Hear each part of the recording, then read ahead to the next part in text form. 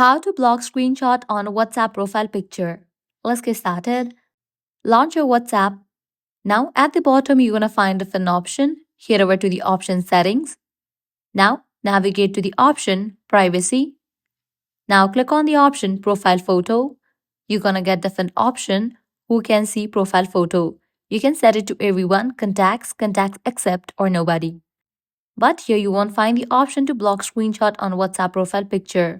But you can limit interactions. Now I can head back and navigate to profile picture of any of the contact list. If you try to screen record or take a screenshot, you're gonna get this kind of pop-up, screen recording blocked.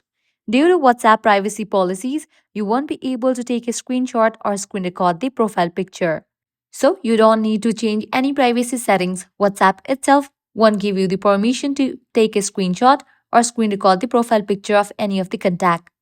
At the end, if you guys find this video helpful, do not forget to like, share and subscribe to our channel. Thanks for watching.